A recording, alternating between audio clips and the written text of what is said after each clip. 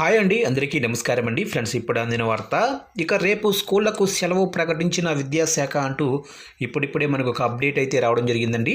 అయితే ఇందుకు సంబంధించిన వివరాలు అయితే మన వీడియోలో తెలుసుకుందామండి. అంటే ఎక్కడెక్కడ స్కూళ్లకు సెలవు ప్రకటించారు ఏంటి అనేది క్లారిటీగా తెలుసుకుందామండి.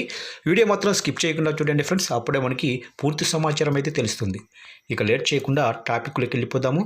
ఇక భారతదేశ వ్యాప్తంగా తీవ్రమైన చలిగాలులు, దట్టమైన పొగమంచు కారణంగా ఉత్తర భారతదేశంలోని పలు రాష్ట్ర ప్రభుత్వాలు విద్యార్థుల భద్రతా దృష్ట్యా కీలక నిర్ణయం తీసుకున్నాయి. జనవరి 5, 2026 అంటే రేపు సోమవారం నాడు కూడా స్కూళ్లకు అధికారులు సెలవును ప్రకటించాయి.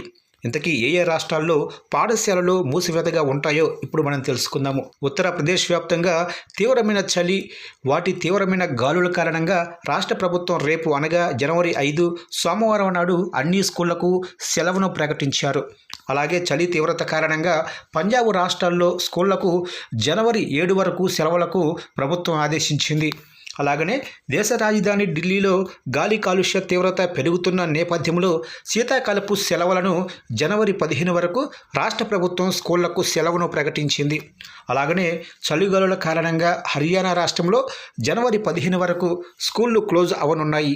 అలాగే రాజస్థాన్లో జనవరి 5న, అలాగనే అస్సాంలో తక్కువ ఉష్ణోగ్రతలు నమోదవుతున్న క్రమంలో జనవరి 6 వరకు స్కూళ్లకు సెలవులను ప్రకటించారు. ఇక ముఖ్యమంత్రి యోగి ఆదిత్యనాథ్ ఆదేశాల మేరకు రాష్ట్రంలోని అన్ని ప్రభుత్వ, ప్రైవేటు పాఠశాలలు జనవరి 5 వరకు సెలవులను ప్రకటించారు. ముఖ్యంగా నోయిడా, గజియాబాదు ప్రాంతాల్లో దట్టమైన పొగమంచు కారణంగా ప్రయాణాలు ప్రమాదకరంగా మారడంతో ఈ నిర్ణయం తీసుకున్నారు.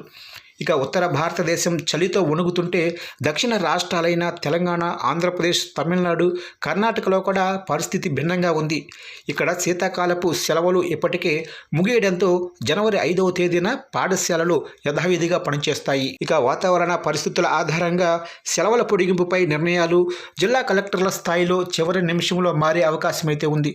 కాబట్టి విద్యార్థులు, తల్లిదండ్రులు స్థానిక వార్తలు లేదా పాఠశాల యాజమాన్యం ఇచ్చే అధికారిక సమాచారాన్ని అనుసరించాలి.